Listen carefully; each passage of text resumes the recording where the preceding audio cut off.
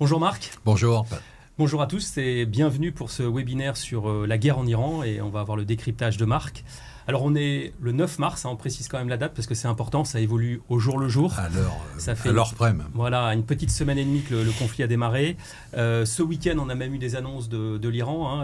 Ils sont prêts à tenir 6 mois dans les conditions actuelles. Le fils du guide suprême a été nommé. Il y a eu des réactions immédiates des États-Unis et d'Israël. Donc quelles sont les conséquences en termes sur le pétrole, sur l'énergie, sur les marchés financiers et bien sûr sur le portefeuille de nos clients qui nous suivent? Alors c'est très important qu'on fasse cette réunion aujourd'hui parce que très clairement on est dans l'œil du cyclone et il faut distinguer le court terme du moyen terme. Là sur le court terme on est dans un déroulé d'événements classiques. J'en parlais dans la newsletter la semaine dernière, je disais on est vraiment dans le guide, le petit guide des mesures d'urgence et des positions d'urgence à prendre en cas de conflit au Moyen-Orient. C'est-à-dire qu'est-ce qu'on fait s'il y a un conflit au Moyen-Orient?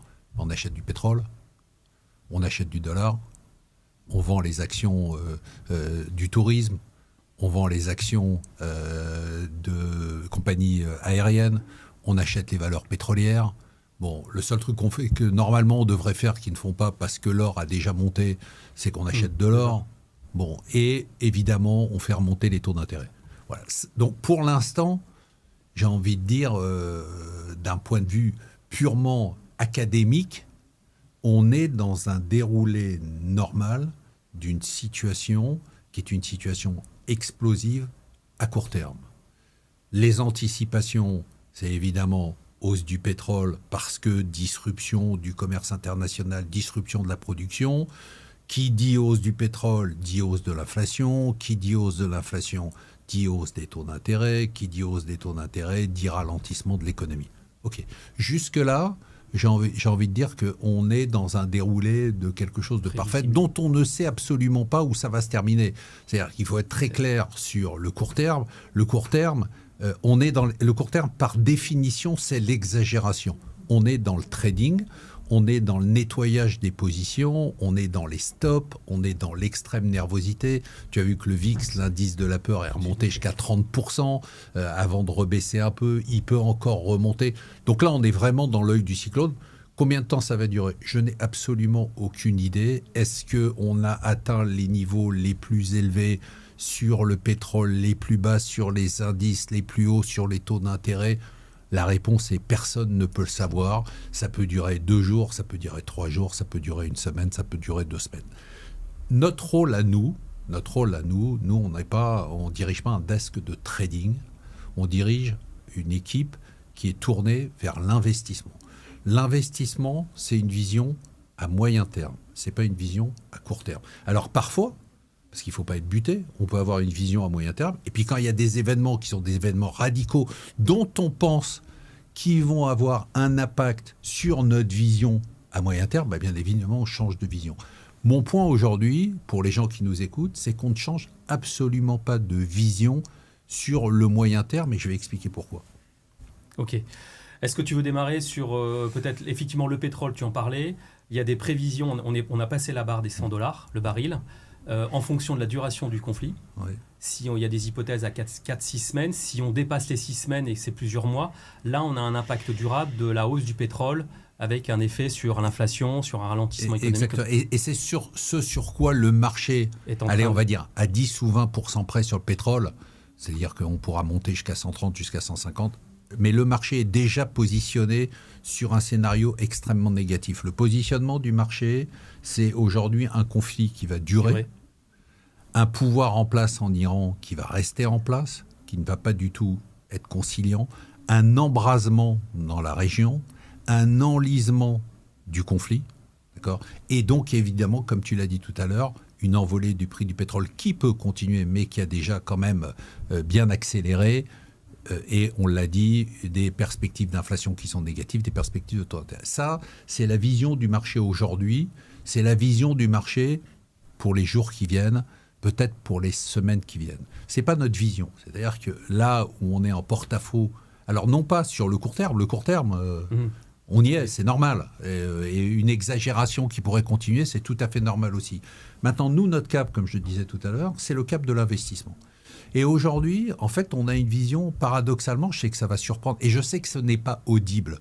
Moi, je me rappelle très bien quand on parlait au creux du Covid, de la remontée des indices boursiers, de l'amélioration de la situation, de la liquidité, on n'était pas audible.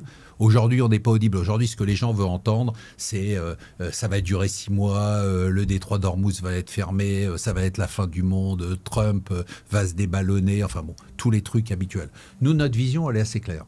Elle a toujours été la même. C'est-à-dire qu'aujourd'hui, on est en train de mettre en place les conditions pour une amélioration significative du contexte géopolitique et géoéconomique au Moyen-Orient. C'est-à-dire que ce que n'imaginent pas les gens qui ne suivent pas, et je peux comprendre la situation militaire, et je ne suis pas devenu spécialiste militaire, mais c'est que les opérations qui se déroulent en Iran aujourd'hui sont des opérations dévastatrices contre le pouvoir, contre sa capacité de nuisance, contre sa capacité nucléaire.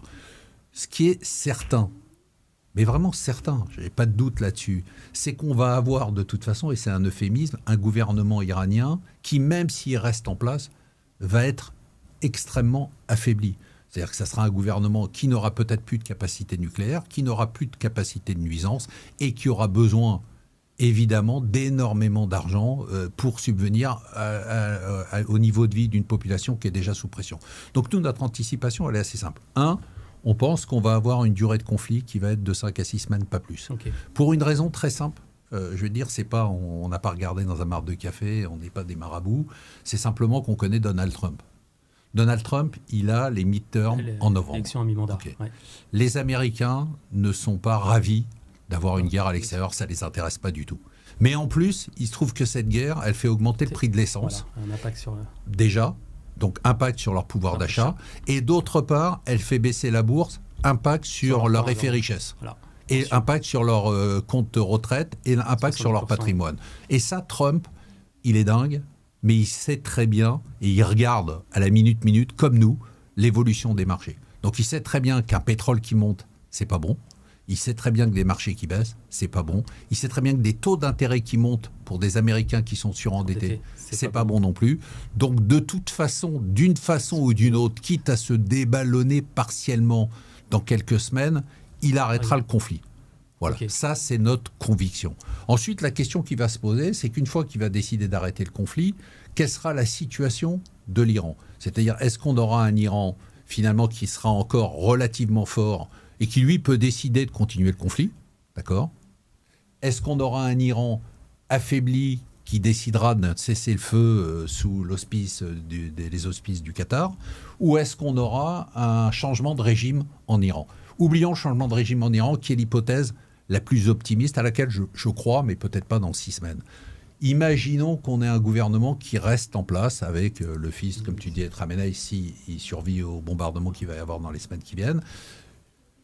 Son intérêt à lui, ça sera évidemment d'essayer d'obtenir un cessez-le-feu pour essayer de se maintenir en place. Donc de toute façon, on est dans une situation où ni les États-Unis, ni l'Iran, ni Israël ne peuvent continuer. Donc nous, notre anticipation, elle est assez claire. Alors, on suit les événements et on peut changer d'avis, et je te demanderai d'ailleurs qu'on organise une autre visio ou un webinaire live si nécessaire. Mais nous, notre avis, il est assez clair. Il est que ça ne change rien à la direction dans laquelle on est, c'est-à-dire qu'on pense que le pétrole peut monter et continuer à monter, mais il va baisser, et il devrait baisser fortement. Je rappelle quand même que la demande de pétrole est extrêmement faible, que nous sommes dans une période de l'année où la demande est relativement faible, que l'Arabie saoudite essaye de produire un maximum et va continuer à produire, qu'on a le retour à petits pas, certes, du pétrole vénézuélien, qu'on a le retour du pétrole russe sur le marché parce que les Américains ont permis aux Russes de vendre aux Indiens. Donc tout ça, c'est 90 jours de stock aussi. Voilà. Donc France. Tout ça sont des éléments qui permettent en plus, tu as raison, on ne parle pas aussi des réserves stratégiques du G7 qui ne vont pas être libérées tout de suite parce qu'il n'y a pas de panique, contrairement à l'impression, mais qui pourront être libérées dans les jours qui viennent si la hausse devait continuer. Donc on a une situation, on a une anticipation de pétrole qui n'a pas changé. On est extrêmement baissier sur le pétrole, c'est-à-dire qu'on pense que le pétrole va redescendre à $70 et que derrière, il va descendre à $50. On pense, et je vais te dire une chose, je suis conforté encore plus dans notre sentiment que les taux d'intérêt vont baisser, parce qu'en fait, ce qui est en train de se passer est en train de flinguer les prémices d'un rebond de la croissance.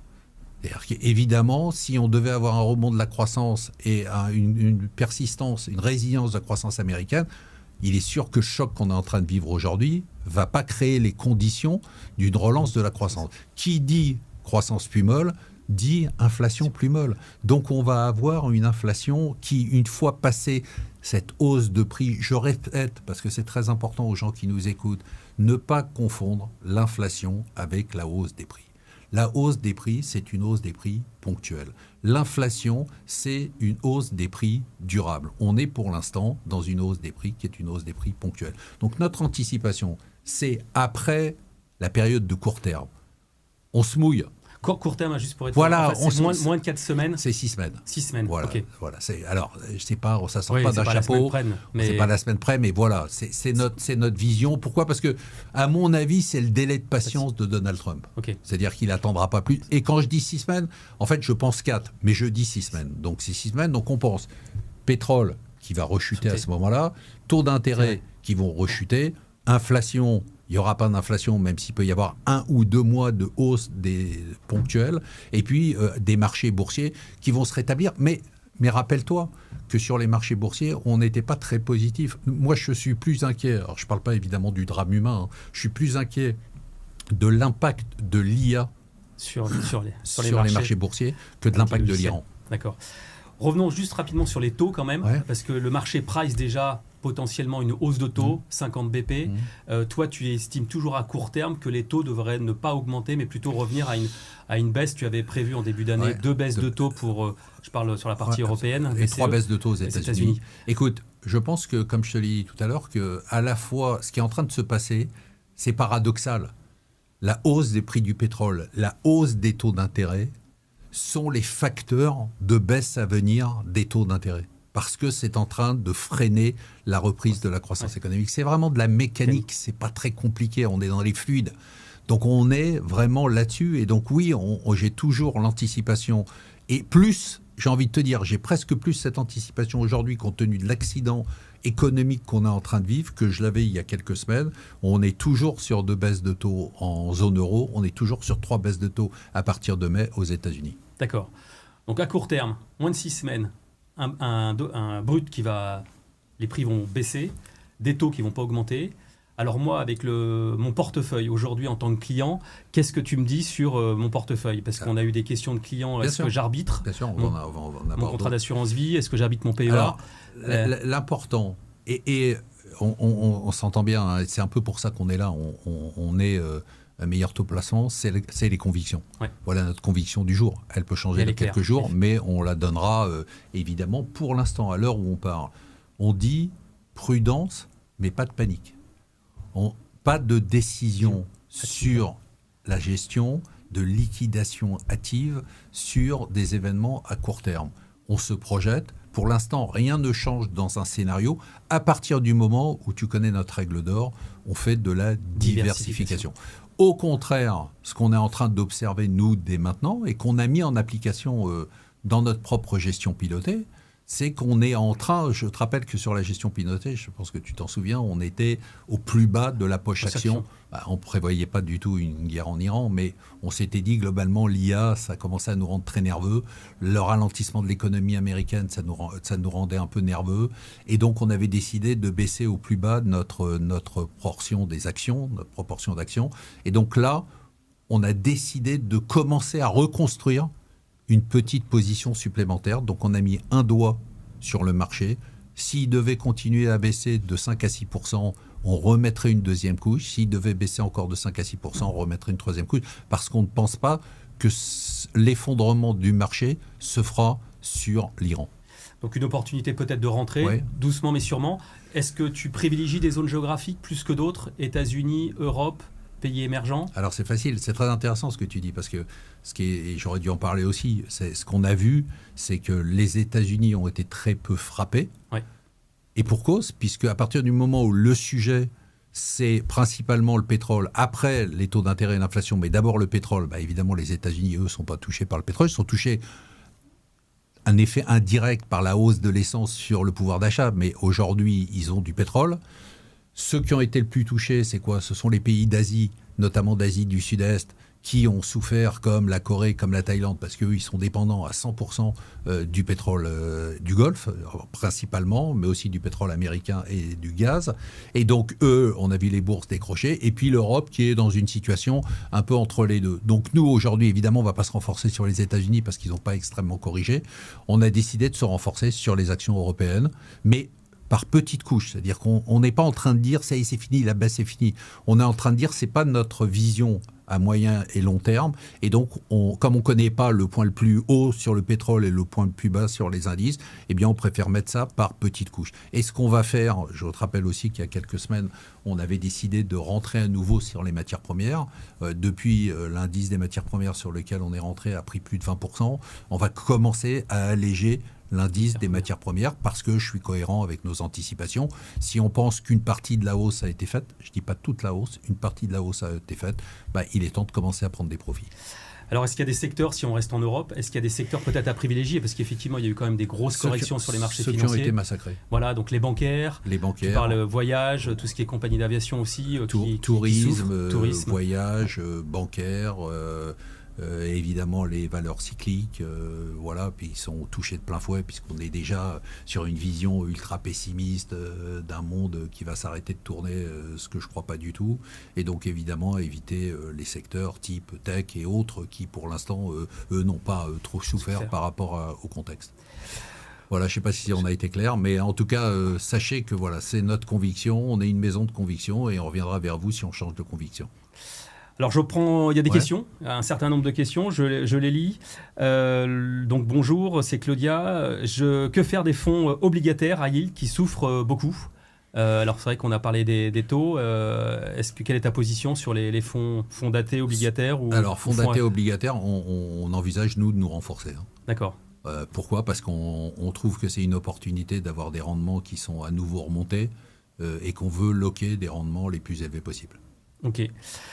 Philippe nous dit, j'envisage d'investir dans un PEA. Est-ce que c'est le bon moment au regard du contexte géopolitique pour investir? Tu l'as dit, il faut y aller par tranche. Par tranche. Alors, voilà. Philippe, c'est sûr qu'il ne faut pas faire tapis le premier jour parce qu'on ne sait pas si la crise ne continuera pas et si le pétrole ne montera pas à 130 ou 150. Personne ne le sait à court terme.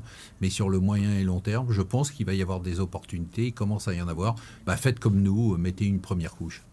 Alors après, la question de Lionel, est-il pertinent de commencer à se positionner sur un ETF CAC 40? Alors effectivement, soit on investit au travers de valeurs en direct, soit au travers d'ETF. Voilà, sur le travail d'un ETF. Bien évidemment, il faut le faire de façon extrêmement graduelle et par palier, parce que, je le répète, on ne connaît pas le point bas sur les marchés. Impossible de déterminer les excès à court terme que peuvent avoir le marché. Alors Jack nous pose la question, serait-il intéressant de se repositionner sur des valeurs qui ont beaucoup baissé pour une perspective de rebond à moyen terme? Faut-il au contraire ne rien faire? Oui, tu l'as dit, en fait, il y a des valeurs qui ont souffert et on peut se positionner. Mais par palier, on dit toujours la même chose, que ce soit sur les valeurs qui ont souffert, que ce soit sur les indices, que ce soit sur les taux d'intérêt, il faut éviter de jouer, on n'est pas au casino, on est dans une vision à long terme, notre vision à long terme n'a pas changé, il faut se positionner. Mais nous, je rappelle quand même que notre anticipation globale sur les marchés, elle n'est pas super positive sur les marchés actions. Elle n'est pas super positive, mais ça n'a rien à voir avec les clients. Ça a plus à voir avec l'IA, ça a plus à voir avec une économie qui, déjà avant le choc en Iran, était en train de ralentir et qui, avec le choc en Iran, risque de se retrouver dans un ralentissement durable. D'accord. Une question sur l'or. Effectivement, est-ce qu'il faut investir sur l'or? C'est une valeur refuge. L'or, c'est une valeur refuge. C'est intéressant parce que tu as vu qu'elle n'avait pas du tout réagi. Et que même quand il y a eu la panique sur le pétrole, l'or a même un peu baissé. On répète toujours la même chose. J'ai l'impression de radoter, mais je dois radoter. On dit que c'est l'anxiolytique financier. Donc vous en mettez toujours 2 à 3% dans votre portefeuille, surtout qu'il n'a pas trop monté. Voilà. Bon, si ça vous permet de dormir la nuit, pourquoi pas. Quelques pourcents. Alors, Lionel propose une question concernant l'IA. Je crois que le dégagement des valeurs software est largement amplifié par de nombreux facteurs. De ce fait, est-il opportun de se repositionner sur une valeur comme Dassault Systèmes? Alors là, on rentre vraiment dans le stock picking de valeurs. Alors ça, il faut demander à Dorian Abadi. Voilà, il fera un point bourse. Je pense que ça sera intéressant de faire un point bourse et un point valeur. Question sur le dollar. Le dollar, comment tu le vois évoluer Le dollar, c'est assez simple. Tant qu'on est en période d'exagération, il monte. Et puis, comme on l'a dit à la fois sur le pétrole, c'est totalement corrélé au pétrole, c'est totalement corrélé aux actions. Donc ça veut dire qu'à partir du moment où le marché va respirer un peu en se disant finalement le pire n'est pas certain, et le pire n'est pas du tout certain, le dollar recommencera sa baisse. Ouais. Question de Francis, et le Bitcoin dans tout ça? Je sais que tu n'es pas un adepte du Bitcoin. Est-ce que le Bitcoin, vous avez bien vu qu'il a baissé aussi. Oui, il a baissé, il a remonté un tout petit peu. Enfin bon, aujourd'hui, il est complètement laissé sur le bord de la route. Je crois qu'il a prouvé, en tout cas, qu'il n'était pas une valeur refuge. D'accord. Et le private equity, dette privée, là c'est une question qui est posée aussi. Alors là, c'est vraiment intéressant parce que ça n'a rien à voir avec l'Iran. Je pense qu'on en a parlé à plusieurs reprises ici, on en reparle. On fait un énorme travail, nous, sur le private equity et sur la dette privée, parce qu'on est dans une période, on est à la croisée des chemins sur ces deux classes d'actifs qui nous sont chères, sur lesquelles on pense qu'un investisseur doit être investi. Mais la grande différence entre avant et maintenant, c'est qu'avant, c'était un peu, on pouvait faire un peu n'importe quoi, c'était les fléchettes, on pouvait tirer sur n'importe quel fonds, et puis bon an, mal an, les mauvais faisaient 5 à 7%, et les très bons faisaient 15%. Aujourd'hui, il va y avoir vraiment une différenciation entre les bons et les mauvais. Les mauvais, d'abord, ne vont pas arriver à lever. Les autres, ceux qui sont arrivés à lever, vont faire des performances qui sont très mauvaises, parce qu'ils ont acheté des valeurs qui étaient beaucoup trop chères. Et des sociétés à des multiples qui étaient trop chers. Et il va y avoir ceux qui vont tirer leur épingle du jeu. Et tout notre travail chez Meilleur Taux Placement, c'est de trouver et les fonds de private equity et les fonds de dette privée qui vont tirer leur épingle du jeu. Et encore une question sur les produits structurés, une question sur un client qui a investi sur MA14 et qui dit donc le strike est effectivement aujourd'hui, c'est le intéressant parce que les marchés sont en baisse. Donc effectivement, le strike a lieu aujourd'hui. On se reverra dans un an pour vérifier si on est au-dessus d'aujourd'hui. A priori, normalement, c'est ce que tu dis, le marché devrait un peu mieux se rebondir dans les mois à venir. Est-ce qu'il y a des opportunités d'avoir des produits structurés aujourd'hui sur des, des classes d'actifs, sur des secteurs qui ont peut-être sous-performé en ce moment? Oui, je pense que pour ceux qui ont accès aux produits structurés, je pense que c'est très intéressant parce que dans le pricing d'un produit structuré, l'élément essentiel, c'est la volatilité. Ce qui fait l'intérêt d'un produit structuré, c'est de bénéficier d'une volatilité qui est élevée. Aujourd'hui, on est dans une volatilité qui est très élevée. Donc aujourd'hui, si vous avez accès à des bons produits structurés avec des bonnes stratégies, oui, c'est clairement une opportunité. Et important de regarder à quel moment votre produit structuré a été structuré en quelque sorte, parce que s'il a été structuré il y a un mois ou un mois et demi, effectivement, là, on avait des marchés beaucoup plus haussiers. Question sur les valeurs asiatiques d'Alain. Que penses-tu des valeurs asiatiques ou tout ce qui est pays émergents en général? Je pense que ça a beaucoup monté. Nous, on est assez prudents. D'accord. Donc ça va rebondir après la fin de la crise en Iran, mais de façon générale, sur l'année, on n'est pas extrêmement positif. Une dernière question. Dernière question de Jean-François. Les valeurs de la défense en Europe ont baissé avec la guerre en Iran. As-tu une explication sur cette baisse? Je pense qu'il faut expliquer quand même que c'était des valeurs... En fait, ce qui s'est passé de façon générale, c'est que tous les actifs qui ont beaucoup monté ont été vendus. C'est-à-dire l'or, ça a été le cas. Donc des valeurs refuges et les valeurs de la défense, ça paraît totalement aberrant, mais il faut quand même regarder le parcours qu'elles ont fait. Donc il y a eu des prises des profits de gens qui peut-être ont des difficultés sur leur portefeuille et doivent réaliser une partie de leur portefeuille pour faire face à des appels de marge. Enfin, on peut tout imaginer. Je pense que c'est tout à fait logique et ça représentera là une vraie opportunité. Ok, donc en synthèse, comment on pourrait synthétiser la position En synthèse, il y a le court terme, je vais dire, c'est très simple, il y a le court terme, le moyen terme et le long terme. Sur le moyen terme et le long terme, on n'a pas changé d'avis. Voilà. On reviendra à nouveau, là j'ai parlé que de court terme et de moyen terme, on reviendra sur notre vision de long terme. C'est pas le sujet aujourd'hui de parler de l'IA, de parler de la démographie, de parler de la dette des pays qui, tout ça plombe la croissance et font qu'on n'est pas très positif sur les marchés actions, sur la durée. D'accord. Mais sur le moyen terme, c'est-à-dire après le conflit en Iran, et il y aura un après-conflit en Iran. C'est toujours comme ça, quand on est au cœur du conflit, on a l'impression que ça ne va jamais s'arrêter. L'Iran, ce n'est pas l'Ukraine, ça ne va pas durer 4 ans. Nous, on pense que de toute façon, Trump n'a pas ni les moyens, ni la capacité, ni la patience pour attendre aussi longtemps. Donc on se retrouve dans 6 semaines, et puis si j'ai eu tort, on parlera de la suite des événements. Puis entre-temps, on aura les municipales où on pourra effectivement évoquer ces sujets-là. Absolument, on a pas mal de sujets. Pour la France. Merci à tous et puis à très bientôt pour un prochain décryptage avec Marc sur la guerre en Iran ou d'autres sujets. Merci Marc, à bientôt. À bientôt.